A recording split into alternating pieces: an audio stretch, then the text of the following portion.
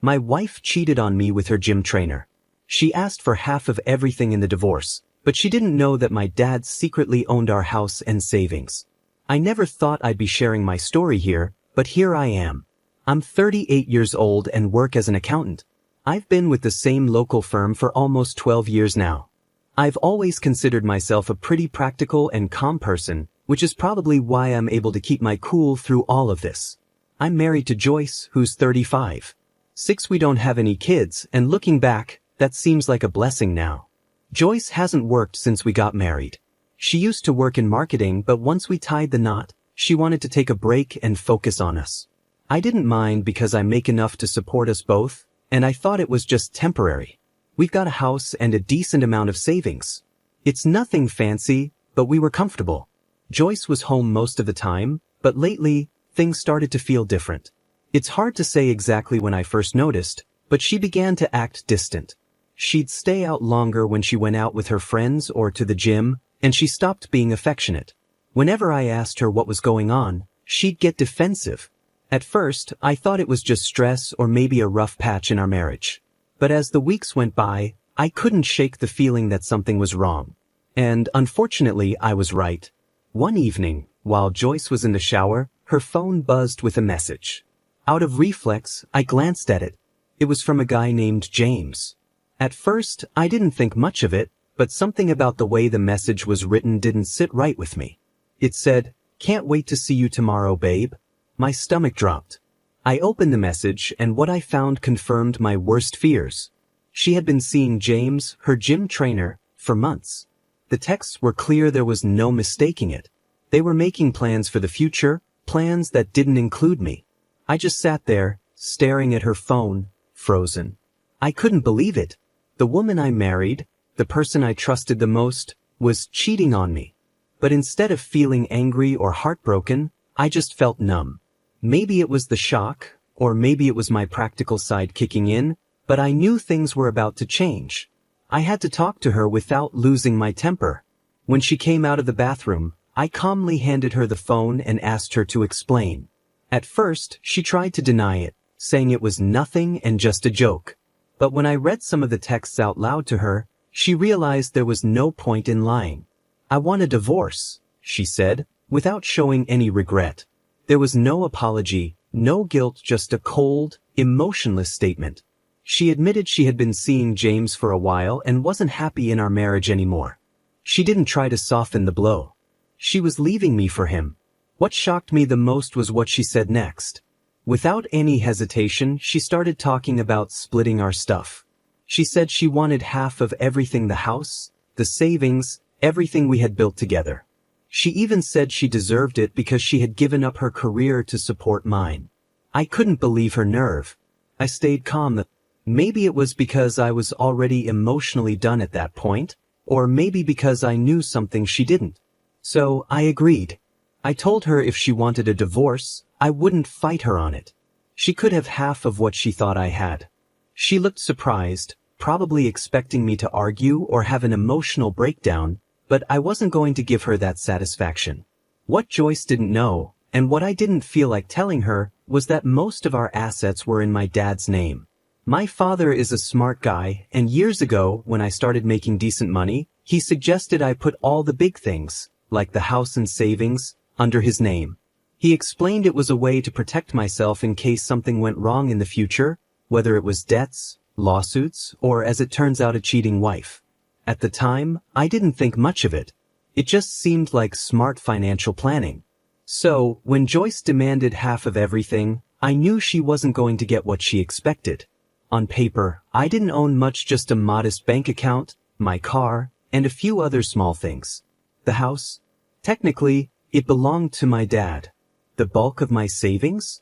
Also under my dad's control. Instead of dragging this into a long court battle, I suggested we go through mediation. I thought it would be easier and cheaper for both of us. She agreed, clearly thinking she'd walk away with a big portion of my assets. But what she didn't know was that this setup with my dad had been in place for years. Honestly, I had almost forgotten about it myself until the divorce talk started. I had planned for something like this, but I can't deny how grateful I am for my dad's foresight. The house we lived in, along with most of the investments and savings Maria had her eyes on, were technically owned by him. I had always kept a low financial profile in my own name, living modestly enough that no one, including Maria, really questioned it. As soon as the divorce process started, I told my dad about it. He wasn't happy with the situation what father would be, but he understood the importance of keeping everything quiet. We consulted a lawyer just to make sure everything was legally solid, and it turns out everything was in perfect order. Maria could demand all she wanted, but there wasn't much in my name for her to take. Maria didn't waste any time and hired an aggressive divorce lawyer, one of those tough attorneys who promises to get everything they can. Meanwhile, I hired a low-key but experienced lawyer, someone who specializes in cases like mine, where there are complicated financial situations. I didn't want a big fight, but I also wasn't going to let Maria and her lawyer push me around. The first step in the divorce process was the asset disclosure, where each person has to show what they own. As you can imagine, this didn't go the way Maria had hoped. I laid everything out honestly, just like the law requires. But when she saw how little there was in my name, her lawyer's confident smile started to fade. I could tell they were both confused, maybe even suspicious, but there wasn't much they could do. Everything I provided was true, and I wasn't hiding any assets. Right there, Maria started yelling at me, calling me names and accusing me of lying. But like I said, I gave her everything I had. After all the shouting and accusations, I told her we could talk again once she calmed down. And now here I am, turning to Reddit because I'm not sure if I handled this the right way. So, Reddit, am I wrong for agreeing to give her half of what's mine, knowing she's not actually getting what she expects? Update, things are starting to get more intense. After the initial asset disclosure, Maria was in total disbelief. She kept accusing me of hiding things, and her lawyer wasn't much better. The look on their faces when they saw the modest numbers was priceless. It didn't take long for them to demand a deeper investigation. Maria kept asking where all the money was. She thought there should be a lot more after all these years. She couldn't believe that, after being married for so long, there wasn't more to divide. Her lawyer quickly hired a forensic accountant to dig deeper, thinking they could find hidden assets. I had saved some money in hidden accounts. At first, I was a bit nervous not because I had anything to hide, but because I knew this would drag the process out.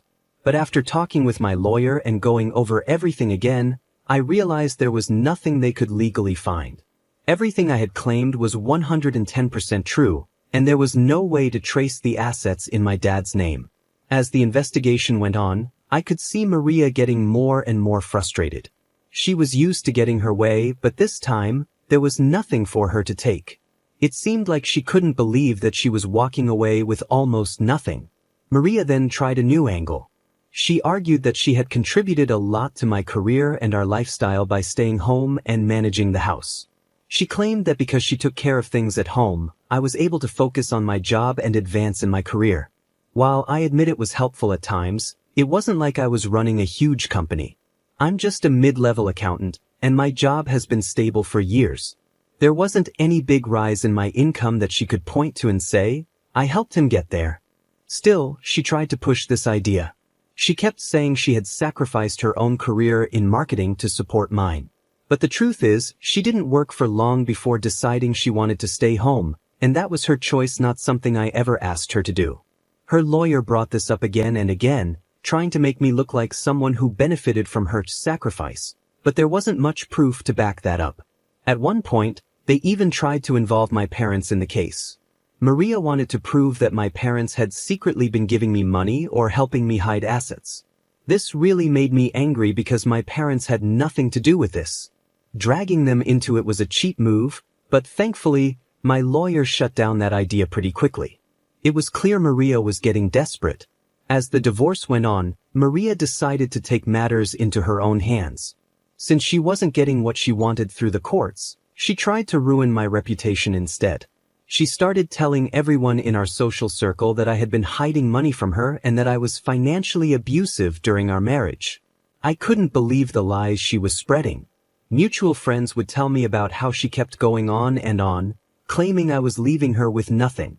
She started saying that I had tricked her into thinking we had more money than we actually did. She even went on social media, posting vague but obvious comments about narcissistic partners and betrayal. Of course, some people sided with her. There are always people who take the side of the person who looks like they've been wronged. But most of our close friends knew better. They knew I wasn't the type to do something like that. It was frustrating to watch her try to ruin my reputation just because things weren't going her way, but I tried not to let it bother me. I knew the truth, and the people who mattered knew it too. Besides, I had bigger things to focus on, like making sure she didn't take more than she deserved. While Maria was busy spreading lies, I was making sure I was fully prepared. My lawyer and I were in constant contact, making sure we had all the evidence needed to prove my side of the story. I documented every interaction I had with Maria, every demand she made, and every time she tried to make me look like the bad guy. I knew that if this ever went to court, having that proof would be important. I also started gathering evidence of her affair with James. While cheating doesn't always have a big impact on divorce settlements, I wanted to make sure it was clear that she wasn't the victim here. I had screenshots of the texts she sent him, pictures they took together, and even statements from some of her friends who knew about the affair but kept quiet. It wasn't about embarrassing her, I just wanted the truth to come out. On top of that, I began preparing for the fallout. I knew that once she realized she wasn't going to get half of everything, things would get ugly. So, I kept my distance, focused on my work and life, while making sure I was ready for the next stage of the divorce. One thing that made the whole situation even more interesting was James's reaction. When Maria first told him she wanted to leave me for him, he seemed all for it. They had this fantasy of starting a new life together. But once the divorce started getting complicated, James began to pull back. It turns out he wasn't as committed to Maria as she thought. From what I've heard, he started getting cold feet when he realized being with her might mean dealing with her financial problems. Maria had expected this big new life with James, but he wasn't ready to commit to that. James started losing clients at the gym because of the scandal. It turns out people don't want a trainer who's known for getting involved with married women. Now James is trying to distance himself from Maria, and she's starting to see that this isn't the fairy tale she thought it would be. I almost feel sorry for her, but then I remember everything she's done. As for me, I'm feeling conflicted. On one hand, I feel a sense of relief. I'm glad I protected my assets, and I'm glad Maria isn't walking away with what she expected. But at the same time, I feel sad. This was my marriage, and I once loved Maria. I thought we were going to build a life together. Seeing it all fall apart like this is tough, even if I know it's for the best. Update 1. Things have taken a pretty crazy turn since my last update. Maria is getting desperate, and it's starting to show in the worst ways. She has realized that she's not going to get the big payout she was hoping for, and now she's trying to make my life miserable. The latest thing is that she's been threatening to ruin my career and reputation at work.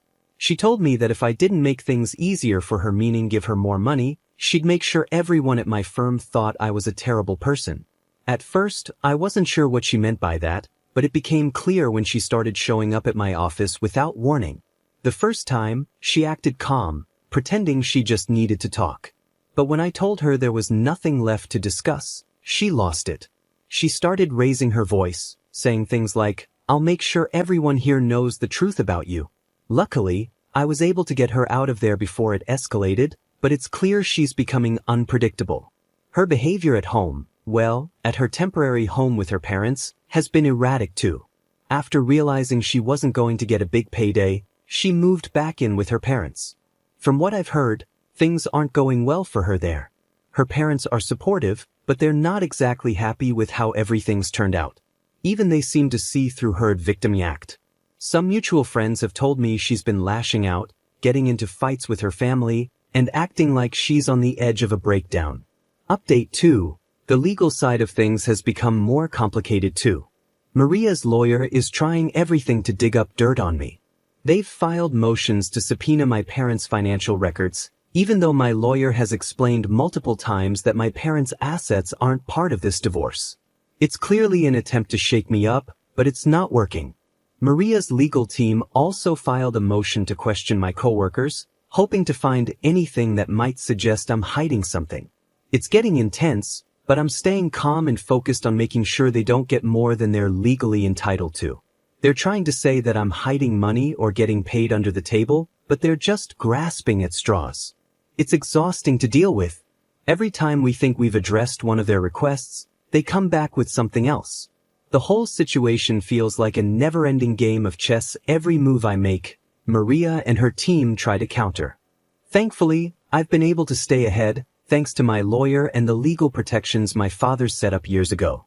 But it's draining, and I'm not sure how long I can keep this up before we end up in court for real.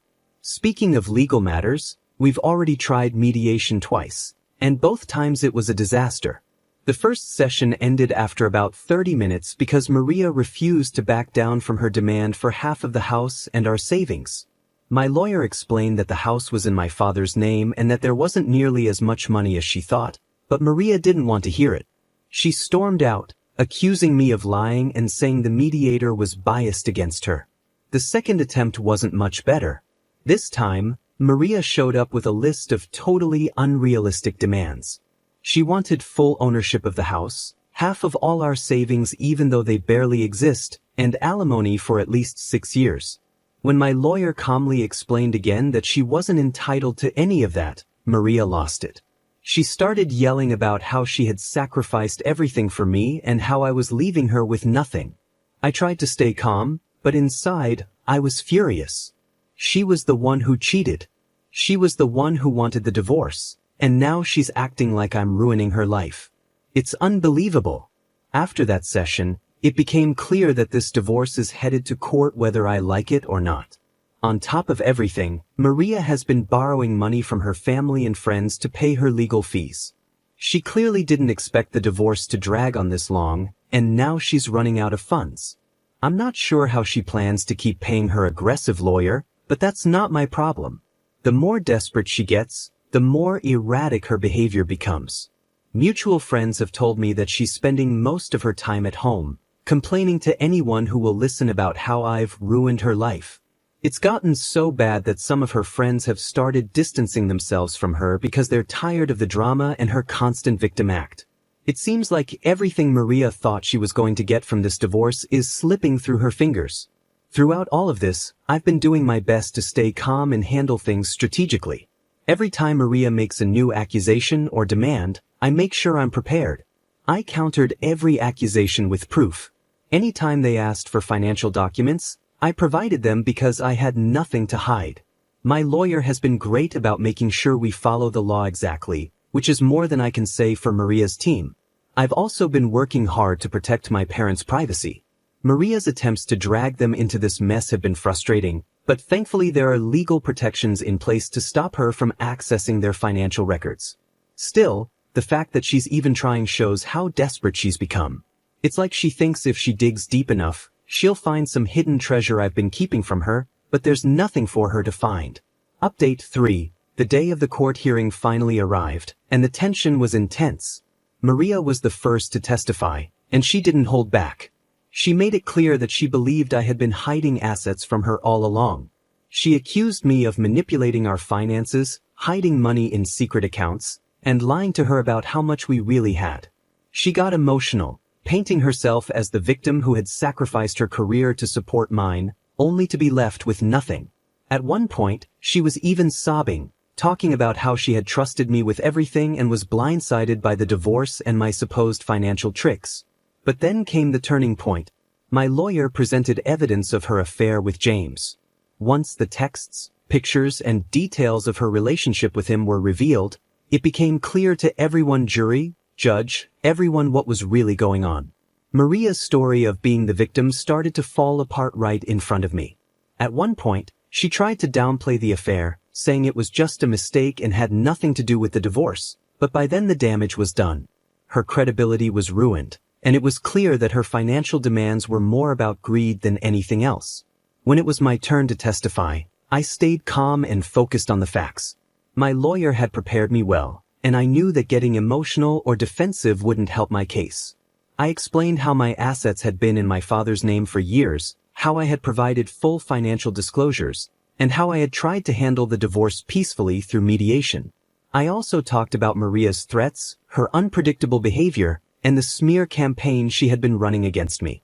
My lawyer presented all the evidence of her accusations, both publicly and in court, and showed how baseless they were.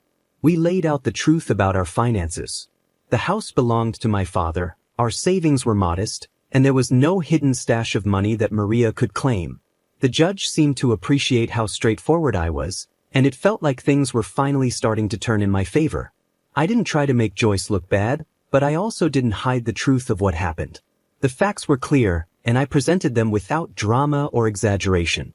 A few key witnesses were called during the trial, and their testimonies helped wrap things up. First, my father took the stand. He explained the financial arrangement we had set up years ago, how the house was in his name, how the investments were under his control, and how all of this was done as a long-term financial protection. He made it clear that these assets were his, not mine, and that Joyce had no legal right to them. Next was one of my colleagues from work. Maria's team had tried to argue that I was hiding money by getting paid under the table or through secret bonuses. But my colleague quickly shut that down. He testified about my modest income and how my salary was transparent. There were no hidden payments, just the regular paycheck I had already disclosed. These witnesses were crucial in proving that Maria's accusations were groundless. The judge could see that there was no secret plan on my part, just a simple financial setup that Maria hadn't bothered to understand. After days of testimony and legal arguments, the judge finally gave the verdict. It was a huge relief to hear the decision. The divorce was ruled in my favor. Maria's demands for half of the house and our savings were denied completely. The judge ruled that since the house and most of our assets were in my father's name, Maria had no right to them. The only thing she was awarded was a small amount of alimony for a short time, just enough to cover her legal fees, not enough to maintain the lifestyle she was hoping for. The judge made it clear that her affair and her lack of financial contribution to the household played a role in his decision. He saw through her attempts to play the victim and ruled accordingly. As the decision was read, I felt a huge weight lift off my shoulders. All the stress, the constant accusations, and the fear of losing everything melted away in that moment. I knew I was legally in the clear. Joyce, on the other hand, didn't take it well. As soon as the judge finished, she burst into tears, yelling that the system was unfair and that I had cheated her out of what was rightfully hers. She stormed out of the courtroom, leaving her lawyer looking exhausted. It was clear she hadn't prepared herself for the possibility of losing. For me, the immediate feeling was pure relief. I thanked my lawyer, who had done a great job throughout the whole process, and left the courthouse. My phone was buzzing with messages from friends and family congratulating me on the outcome. Word had spread quickly, and people in the community were already talking about the case. It felt good to know the truth was out and that I could finally move on with my life. But Joyce wasn't done. Outside the courthouse, she had a complete meltdown in front of a small crowd. She started screaming, saying that I had lied and manipulated the system, and that she was going to appeal the decision. The problem is, she doesn't have the money to do that. Her lawyer made it clear during the trial that she was running out of funds, and from what I've heard, she's still borrowing money from family and friends just to get by. That being said, I'm extremely grateful for my father's advice and foresight when it came to protecting my finances. Without his help, I don't know what kind of mess I'd be in right now. I'm also thankful for the support of my friends, family, and colleagues who stood by me, even when Maria was spreading rumors and trying to ruin my reputation. Looking forward, I'm hopeful. I know it will take time to fully recover, both emotionally and financially, but I'm ready to move on with my life. I've learned some important lessons from all of this, and I won't make the same mistakes again. For now, I'm focused on getting back to a sense of normalcy and enjoying the peace that comes with finally closing this chapter.